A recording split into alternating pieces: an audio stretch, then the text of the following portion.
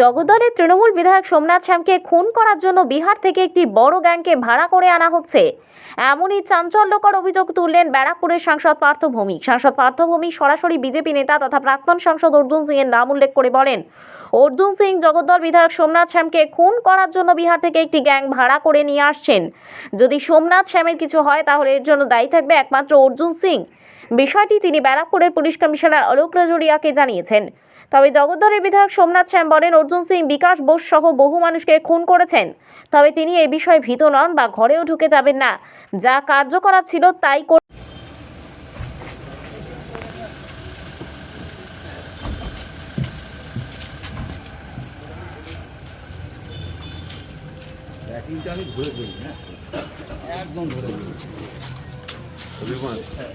সুপর্ণা বললো ওই জন্যই তো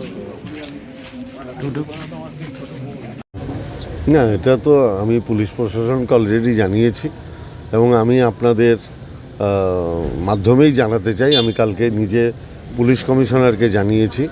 আমার কাছে খবর আছে যে সোমনাথ শ্যামকে মার্ডার করার জন্য বিহার থেকে একটা বড় গ্রুপ হায়ার করা হয়েছে সোমনাথ শ্যামকে যাতে মার্ডার করা যায়। আমি সোমনাথ শ্যামকে বলেছি একটা 164 করে রাখতে এবং পুলিশ কমিশনারকেও কালকে আমি জানিয়েছি। এটা সোমনাথ শ্যামকে যদি সোমনাথ শ্যাম মারা যায় তাহলে আমি প্রকাশ্য ভাষায় বলছি এর পিছনে অর্জুন সিং দায়ী থাকবে।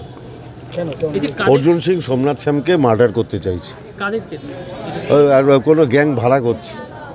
হ্যাঁ, বাইরে থেকে। না না, অর্জুন সিং এর সোমনাথ শ্যামের কাছে পরাজিত হয়েছে বলে সেই আক্রোশে এটা করতে পারে। আমাদের কাছে খবর আছে গ্যাং হায়ার করা হচ্ছে, এটা আমাদের কাছে খবর আছে। না, আমি নিরাপত্তাহীনে ভুগছি না, আর কোনো রকম ভয় ডরও নেই, কিন্তু কিছু মানুষ আমাকে পথের থেকে সরিয়ে দিতে চাইছে যাদের অসুবিধে হচ্ছে। প্রাক্তন সাংসদ অর্জুন, এছাড়া তো আর আমার কোনো শত্রু নেই আজকের দিনে। ব্যারাকপুর বুকে বলুন বা বাংলার বুকে কোনো শত্রু নেই, একটাই শত্রু। কিন্তু অর্জুন যেটা বলছে সেটা আমি অলরেডি বলেছি মুন্না ভাই MBBS এর কথা, যে ওর মাথা এমনি খারাপ হয়ে গেছে, কেমিক্যাল লোচা হয়েছে, তার জন্য এইসব কথা বলছে। কিন্তু অ্যাকচুয়ালি তো বাস্তব কথা সেটা নয়। বাস্তব এটাই যে বিভিন্ন মার্ডার যেগুলো হয়েছে, বিকাশ বোসের মার্ডার থেকে আরম্ভ করে, বিকাশ বোসের মার্ডারটা প্রথম সামনে আসে, তার আগে বহু মার্ডার আছে যে কেসগুলো এখনও আছে। তো সেই মার্ডারগুলো কে করিয়েছে একমাত্র অর্জুন সিং।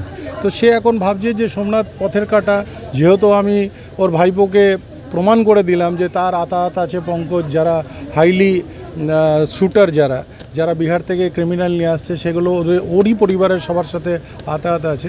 তাই সে ভাবছে এখন সরিয়ে দিতে পারলে ব্যারাকপুর লোকসভার অনেকটা খালি হয়ে যাবে।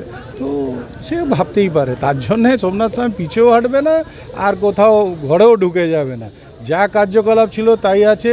আগামী দিন বলেছি ওকে সুপ্রিম কোর্টে নিয়ে যাব, সুপ্রিম কোর্টেই নিয়ে যাব। নিরাপত্তা বাড়ানোর জন্য না, আমি কোনো আবেদন করিনি, যা আছে আমি ঠিক আছে বুঝে নেব।